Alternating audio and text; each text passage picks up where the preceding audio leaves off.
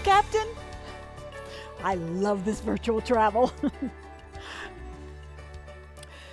86,400. That's how many seconds you have in a day. 86,400. Whoa, that's a lot of seconds. Have you ever stopped to consider exactly how you use those seconds?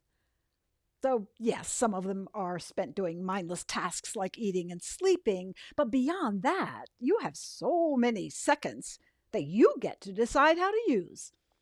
And in your case, they are extremely valuable seconds with which you can consciously, positively, and profoundly influence the lives of all those young people in your world. Yes, you are an influencer. An influencer.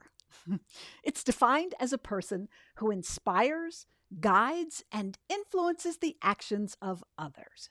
And that is you. You are an influencer with enormous power. And the really cool thing is that you're already using that influence right now with every interaction and every encounter you have with all the young people in your life. You are influencing their beliefs about themselves. What you do or say to them and how you do or say it sends a message to them about who they are, what value they have, how smart, and yes, even how likable they are.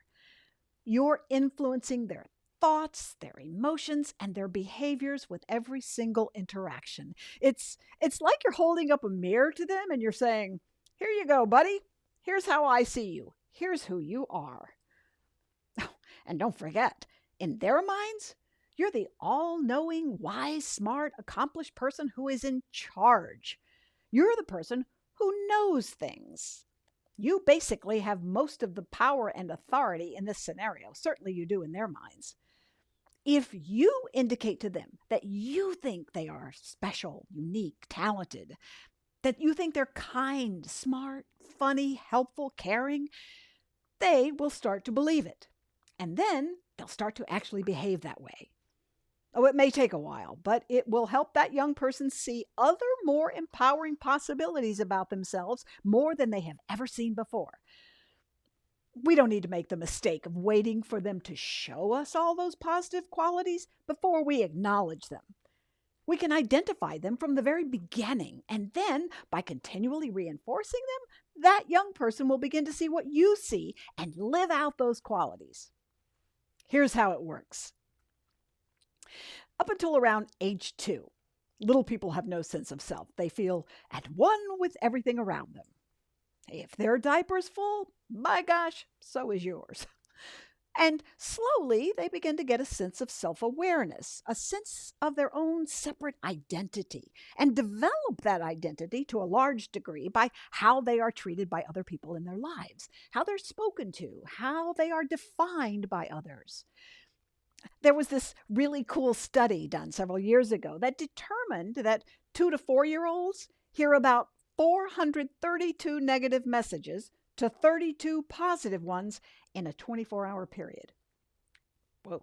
And make no mistake, a lot of those messages are designed to keep us safe. Get down off that. Stop hitting your sister. No, you can't have another cookie. And if you've ever been in the grocery store line behind a stressed out mom or dad of 3 kids, you probably heard all 432 of those messages right there. But no matter how you look at it, that's a lot of negative messages a day. Is it any wonder that we end up doubting our capabilities? And here's the truth. When we doubt ourselves, when we don't believe that we are smart or likable or competent, not only do we hesitate before we take on some task, if we actually take it on at all, but we may actually perform poorly because those doubts can and often do cloud our ability to focus. And then we look at how substandard our attempt was and we say to ourselves, see, I'm not smart. I don't know why I even try. So let's dig a little deeper to see how this works. Let's go back into the mind of that little person. A little child takes everything literally. If she hears, you are so fill in the blank, slow, forgetful, mean, selfish, whatever, she takes it as the truth with a capital T. She doesn't sit there and think, oh, I'm sure mom, dad, grandpa, whoever doesn't really mean that. They're just having a bad day. Oh no, she takes it literally. Here's an example from my life. From a very early age, I can remember my mother calling me a klutz. Every time I'd trip over something, she'd say, oh, you're such a klutz. And then she'd laugh. And hey, I'm a kid. I'm dropping things and tripping over things all the time. So I heard it a lot. And here's the thing. She wasn't being mean. She wasn't being a bad mom. She was just, without thinking, using a phrase that she thought was harmless. And I was using it to define myself. I mean, I seriously manifested klutziness as I got older. Until I realized that it was up to me to break that habit and create a new one. As a child grows, all those negative messages start piling up and they start behaving in ways very consistent with the beliefs they have formed around those messages. Now you'd think that they'd come to a point in their lives where they'd say, oh, wait, just because I have believed all those negative things for 8, 12, 16 years, I don't have to do that anymore. I get to decide who I am and what I'm capable of. Yay! Well, don't we wish? But it doesn't work that way. People don't know that they have accepted ineffective programming and that they can actually change it. It's just their reality, period. And this is where you come in. You can help change that. How exactly? By consciously using your influence to make certain that your children consistently feel seen and heard in a positive way. So what does that look like? How about a high five when they accomplish something, no matter how small? Maybe when Marcos takes out the garbage, instead of saying, hey, it's about time, instead say, thank you. I really appreciate that you took out the garbage. How about the simple act of just breaking into a big smile when someone walks in the room? A smile that says, oh my gosh, just seeing you makes me so happy. Here's a really important aspect of human behavior that I wish I had known earlier in my life. Many psychologists would agree with the following 3 statements. The number one fear of most people is the fear of rejection. The number one need of most people is acceptance. And to lead or influence people effectively, do it in a way that enhances or protects their self-esteem. Oh, how much of a positive difference could you make in these little people's lives if you made it your mission to consciously run your actions through that filter? Is what I'm about to do or say, and the way in which I'm about to do or say it, going to enhance or protect this person's self-esteem? Let me point out that big, huge, I'm so happy to see you smile honors all 3 of these statements. It doesn't take a lot. I read that the greatest management principle of all times is to reward the behavior that you want to continue. Whoa. And a positive acknowledgement is sometimes all it takes. Things like, Jennifer, I see that you took the garbage out without me asking. Great job. You are so thoughtful. Or, Michael, I see that you stuck with your homework until you got the answer. I love how persistent you are. Jamal, you followed the rules perfectly on your assignment, and that is awesome. Thank you. Wait, you say, he's supposed to follow the rules. Should I have to acknowledge him for doing what he's supposed to do? And, as I mentioned before, yes, if you want them to keep doing that positive thing. You are rewarding the behavior you want to continue. Just think how much better his life will be when down the road he's confronted with either cutting corners or following the rules. And he hears a little voice in his head. Jamal, you are so good at following rules. Now, will your action guarantee that he follows the rules? No, but you certainly increase the odds that he will. You were the person who saw this potential in him, started helping him see this potential, and then continually reinforced it until gradually he took it on as true. Okay, So you're busy. You have lots to do during your workday. How are you supposed to remember to do all this? Well, first, your concerns are totally valid. It is hard to implement a new habit or to change an old one. Why? Well, because according to the research, as much as 98% of all our behaviors are automatic and unthinking. Oh, you know this is true. Have you ever driven or walked somewhere, got to your destination, and don't remember how you got there? Billions of neurons fired in your brain to make this happen, and you weren't consciously there? Well, you got safely to your destination because once a long time ago, you learned this thing called walking or driving. You had to get very conscious to do that. You practiced until you got good at it. Now you don't even have to think about it. It just automatically happens. But if you're now going to ask yourself to create this brand new habit of acknowledging good behaviors, and it's something that you don't normally and frequently do, then you need two things. First, you need to put yourself in the right frame of mind so that it's easier for you to do this. And second, you need a tool to help you remember. So here we go. Getting yourself in the right frame of mind.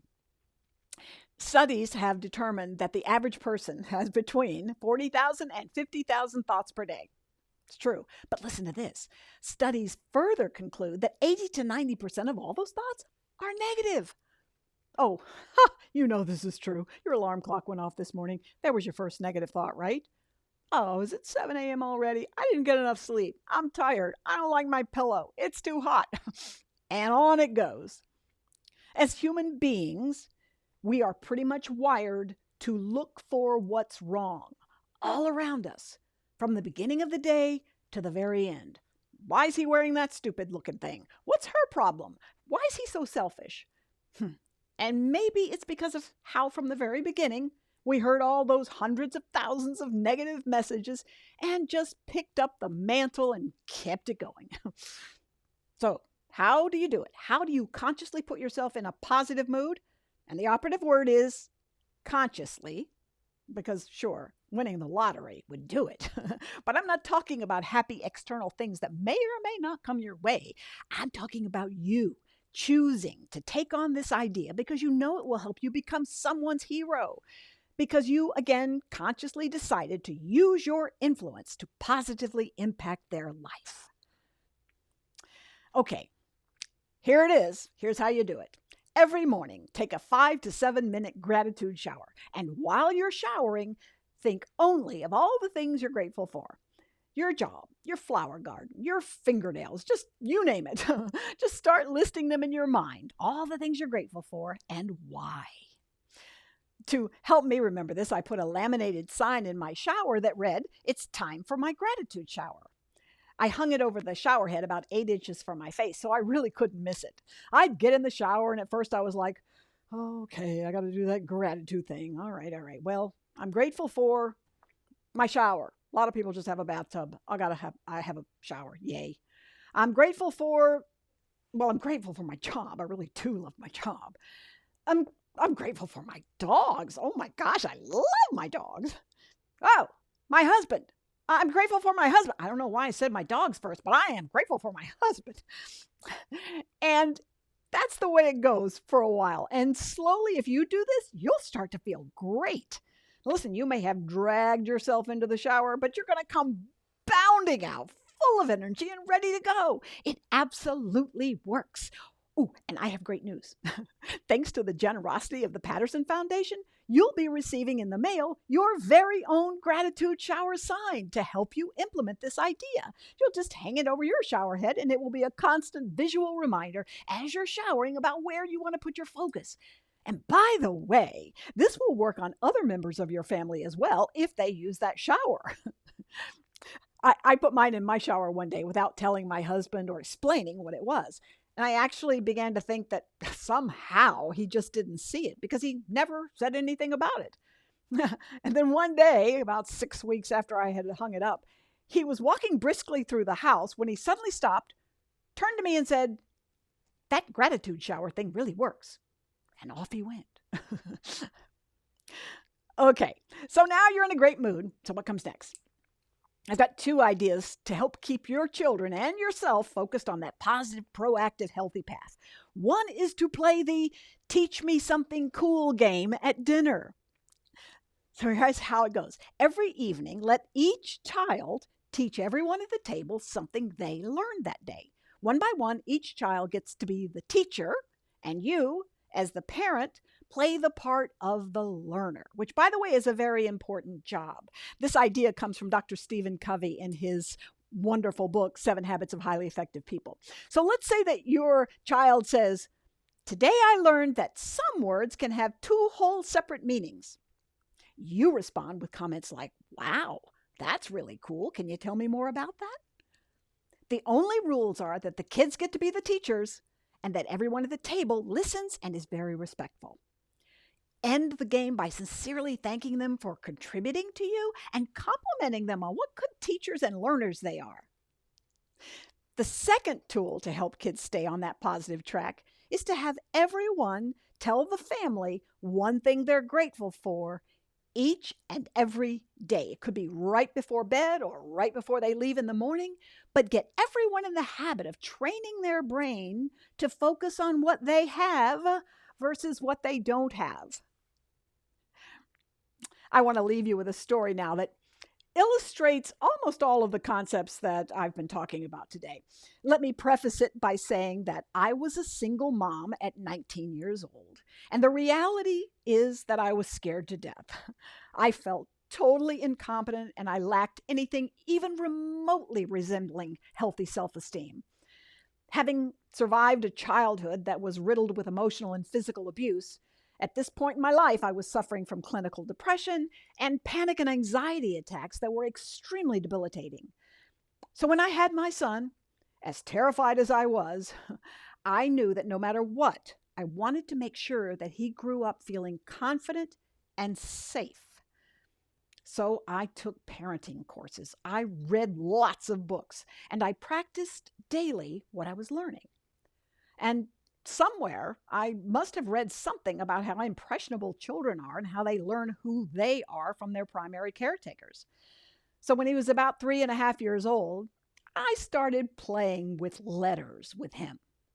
At first, just playing, making the sounds of the letters and writing pretty letters in different colors and sounding them out just for fun. Then somewhere along the line, I started putting very elementary letters together, like C, A, T, and then started playing a game where we'd both sound out the letters, one by one, faster and faster, until he said the actual word, cat. And when he did that, I would clap and applaud and say things like, "Oh, Miles, you are such a good reader. Oh my gosh." And then I'd do the same thing with another short word, no matter how long it took until he formulated that word, always making it fun and playful. And again, at the end, I'd come back with, "Oh, wow, what a great reader you are." I constantly reinforced in him the idea that he was a fantastic reader. Well, after weeks of formulating a few words that I was fairly confident he knew, I said to him one day, "Hey, Miles, do you want to do something really cool? Do you want to take a test? They are so much fun. You want to?" And of course, not ever having heard the word test before and picking up on how excited I was about this whole test thing, he applauded and screamed, "Yes!" So I sat with him and I gave him this little test of about 4 words. And yes, did I have to guide a few of his answers in the right direction? Of course. I just made sure he ended up with the right answers. And when he was done, I did it again. Only this time I said to him, "Wow, Miles, not only are you a great reader, but you're a really great test taker. You are amazing." And of course, he totally believed me. And I continued to play the test game many times before he went to school, always ending with what a great test taker he was. I had this image of the first day of kindergarten or first grade or whenever he took his first school-administered test.